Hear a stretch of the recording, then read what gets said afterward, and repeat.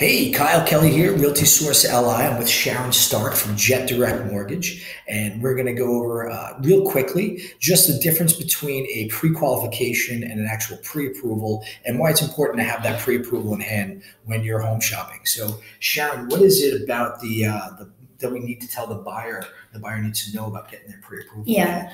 Hey guys, you know what's really important is the difference between a pre-approval and a pre-qual. The pre-qual letter is basically information that was taken over the phone from a lender, put on a piece of paper, and just sent over saying, "Hey, we think we think that you are pre-qualified to get a mortgage." Just based on what you told us. 100%. Nothing is really verified or validated. What you really need to do is you need to just see the process through. It could be a little bit longer, it might take a day to get done, but it's going to be in your best interest to get a pre-approval. And the reason why is we're going to put you through our underwriting system. We're actually going to verify your income and your assets and your credit score. We're going to take all of that and basically put you in a position that you have successfully secured your financing.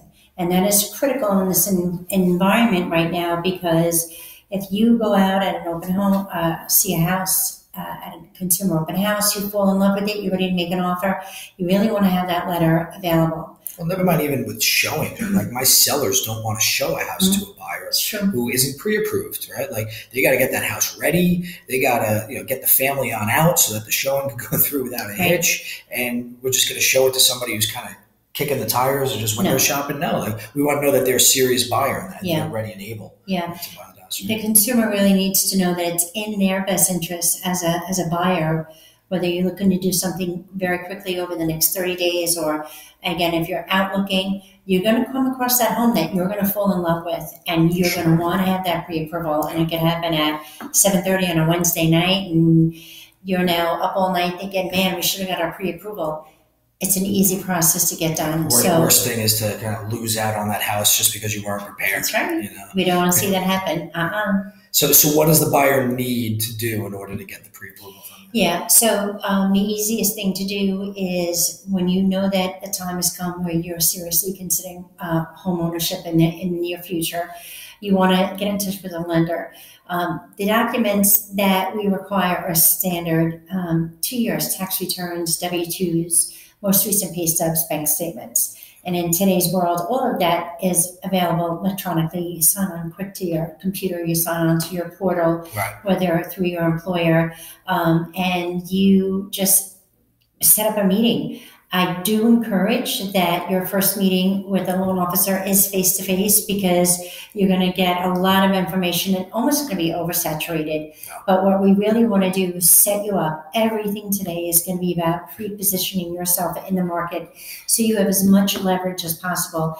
Additionally, you want to go out there with a base of knowledge of what to expect during this process. We're going to run your numbers, and where you thought that maybe, I don't know, a $2,600 mortgage payment was something that was suitable for your family. But then after we go through your numbers, $2,600, it's going to go down to maybe $2,300. That $300 difference in monthly mortgage payment is going to put you in a completely different home. Yeah. So I think what you're really going to want to do is just gather the minimum amount of documentation that the loan officer needs. They're going to need 2 years tax returns, 30 days worth of pay stubs, W-2 forms, and most recent bank statement.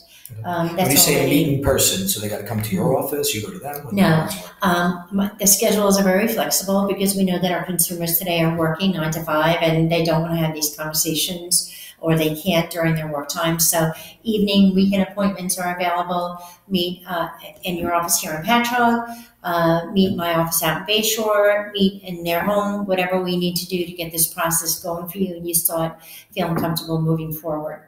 Great.